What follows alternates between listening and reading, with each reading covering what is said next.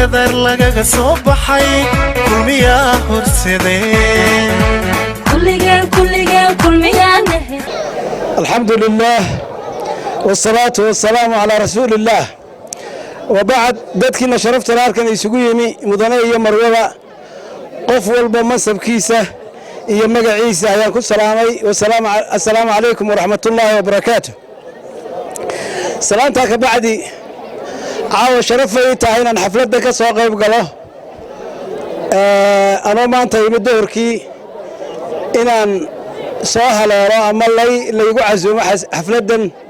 رنتي شرفي تعي magaca halkan laga yeedhinayay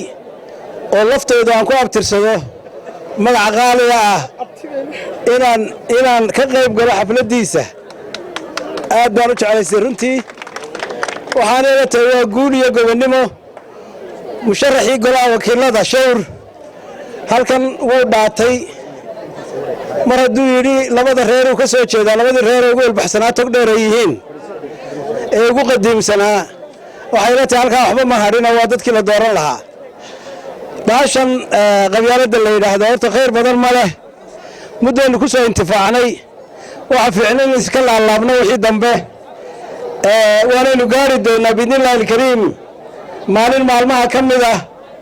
oo qofka lagu doorto kartidiisa iyo aqoontiisa iyo wadaniyadiisa insha Allah waynu gaari doonaa laakiin hadda waxay tahay munaasabadano kama naas rabaas dadku sida yaalaan u balayeelaya waxaynu ku tabci doonaa oo mas'uul ahaan iyo madax ahaan iyo mijax ahaan baynu isugu geyn doonaa inaynu qarannimo u bedelno qolanimada oo tii laga sheekayn jiray 60kii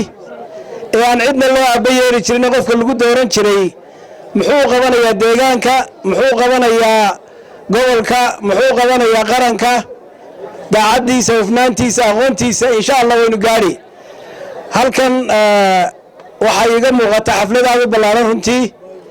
shalayba waxaan ka qayb galay xaflad nin la laab salaax oo lagu qabtay Hargeysa oo dhalinyaro fara badan iyo dad fara badan oo Hargeysa isugu yimaadeen waxa bay la tahay xafladii bay salaawaysaa xafladii oo kale marka waa la hubaa in aanay dhacaynin labada musharax insha Allah haddii aanu nahay xisbigii kulmiye gudidii ka socotay hablii noogu horeeyay halkan guddiga ka mid ahaa ayaa ballanqaadkii fuliyay in aanu qaadan doono labada musharax insha Allah aanay soo bixi doonaan